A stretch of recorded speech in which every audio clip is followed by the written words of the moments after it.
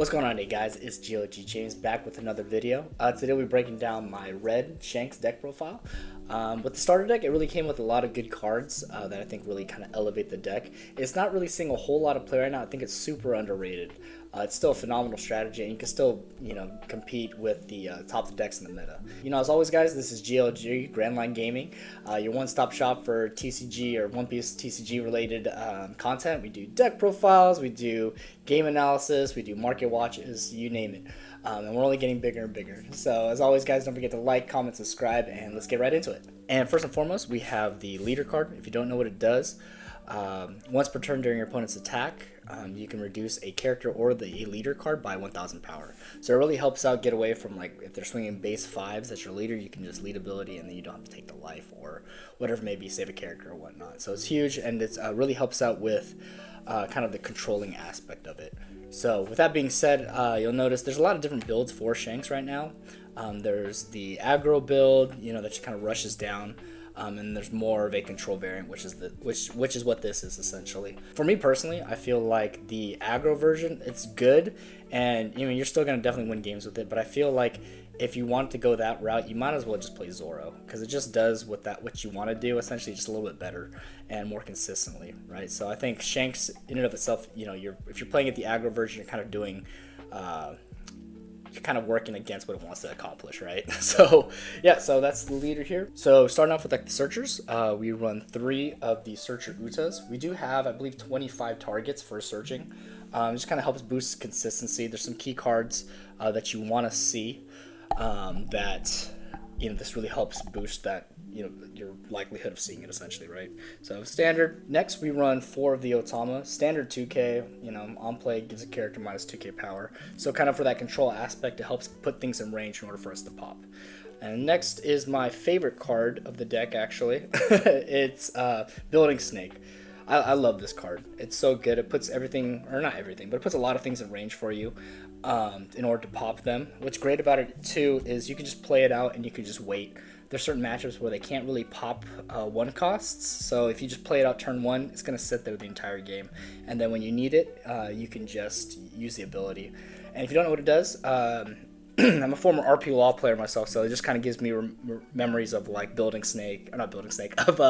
Gordon and of Raise Max. But essentially what it does is activate main, you bottom deck this card, and then you give a character on the field minus 3k. So like I said, it helps put things in range in order to pop it. Kind of a spicy tech I run next. Not a lot of people running it. It's a brand new card from the starter deck. I run 2 of the Yasops, right? This card is a brand new one from the starter deck. Once per turn, activate main, you can give a character or your leader Arrested Dawn.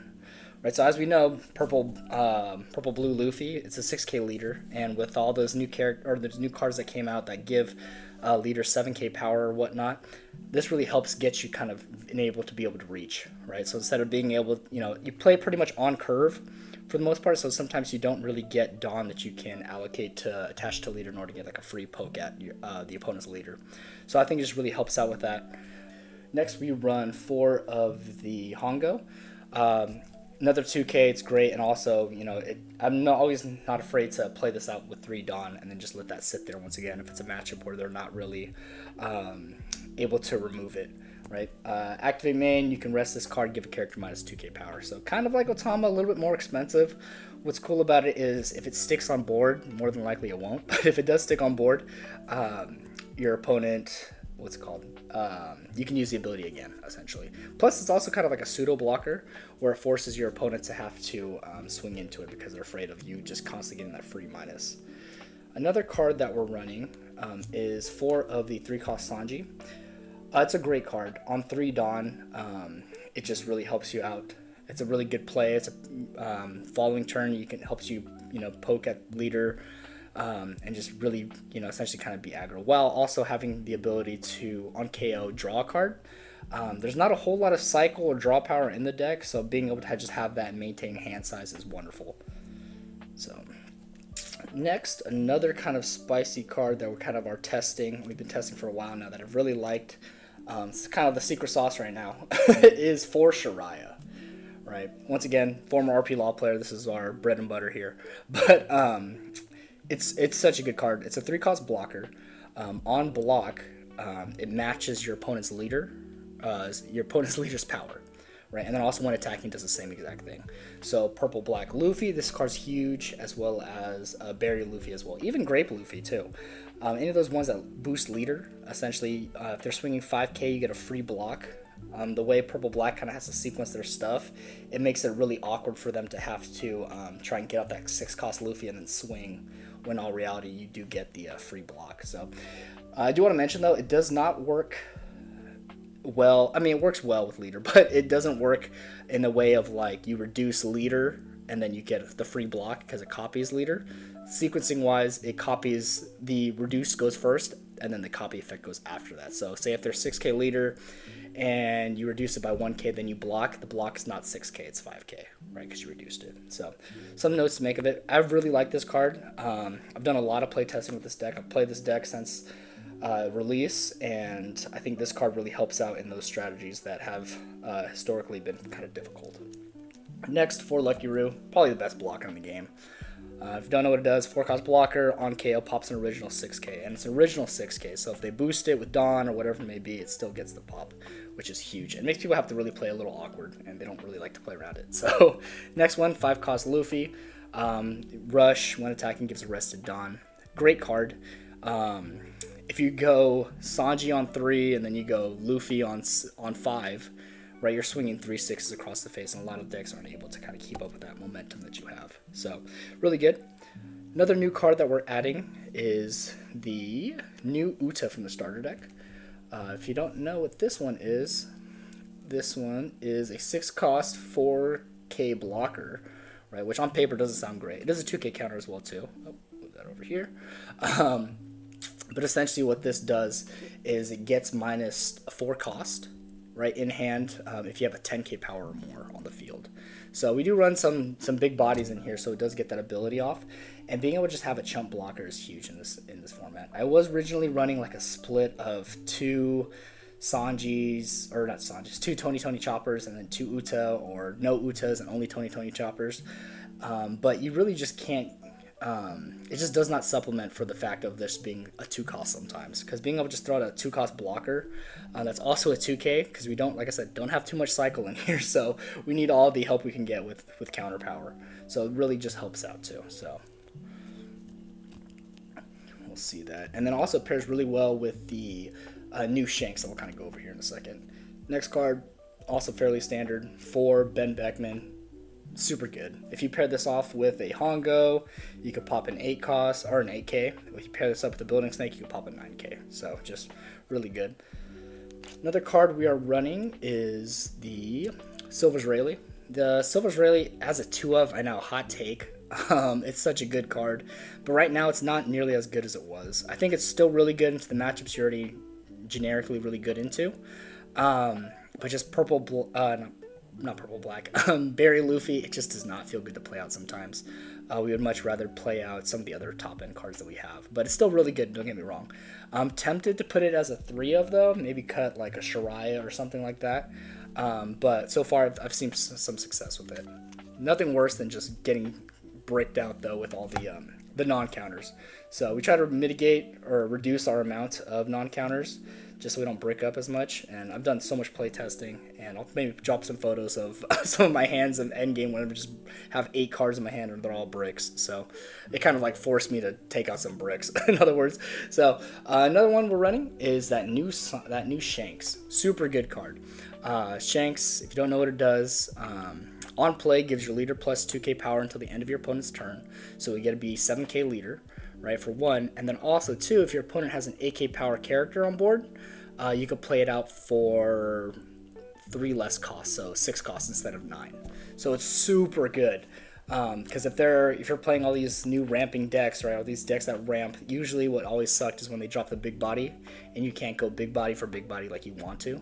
But this kind of helps be able to do that, be able to keep up, essentially. What's great about this card is it really helps keep momentum, and also kind of helps stabilize you. So being 7k leader and then also having a 10k body on board, while it's still 9 cost during your opponent's turn, so that if they do try to pop it, they still have to get over 9 cost or 10k power, and that's a whole heck of a lot they have to get through. So that's that. I'm running out of space here, but we run 3 of the Pop Shanks. I'm not running any of the 10 cost rush Shanks. I just don't think it's nearly as good right now. I think you just get more value with this card, just because, like I said, there's a lot of tall bodies in the format right now, and being able to just go big body for big body just really helps out. Next card we are running is 2 of the Divine Departure.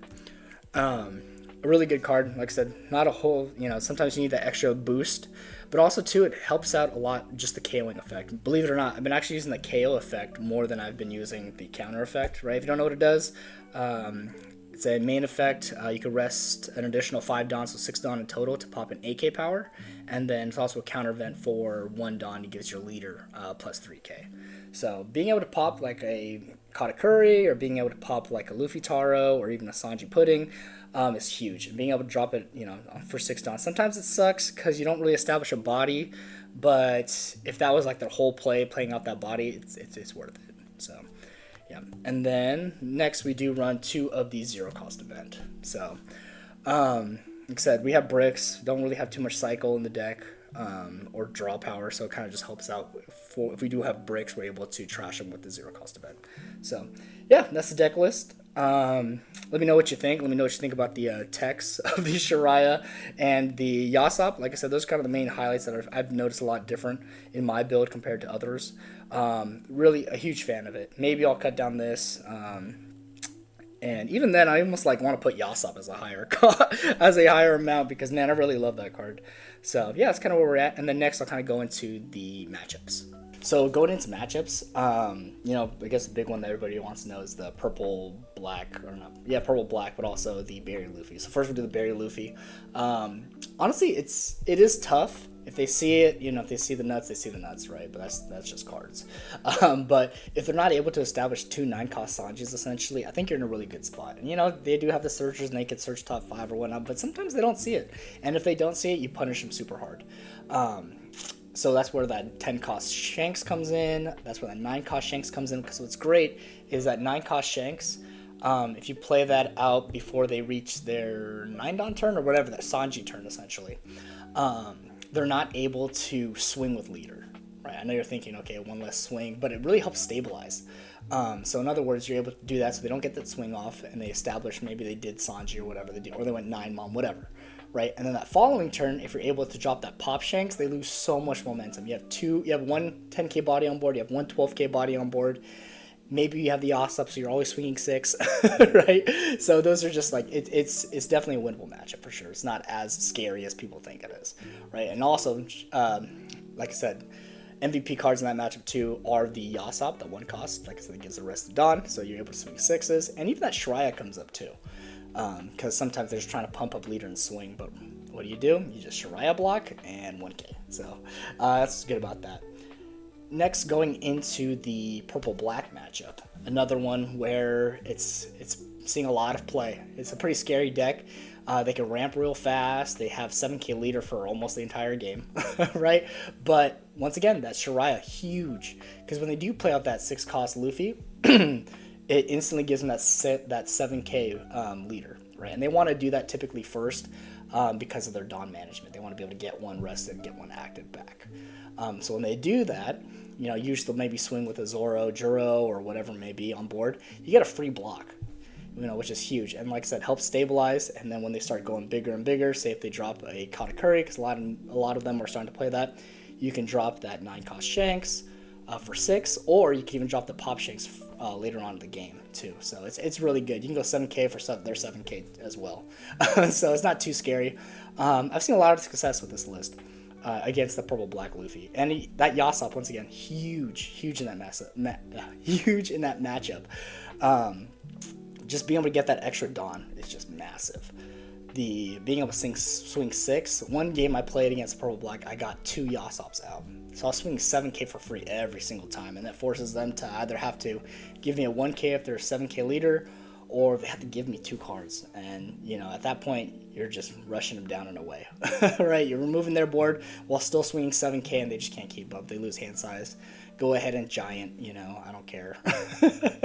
Right? Because it's another 7k coming next turn no matter what. So those are really good cards.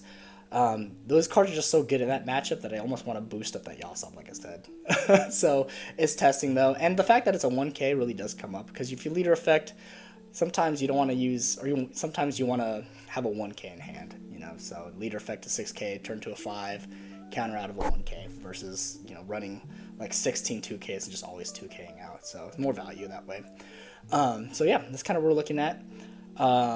So those are, you know, those are pretty tough matches. I'd even go as far, maybe like purple, blue Luffy's like 45-55 in their favor, you know. I'd say maybe 40-60, if that. I don't know. It's, you know, but if you see the stuff, you know, it can break it down to 50-50 for sure, you know.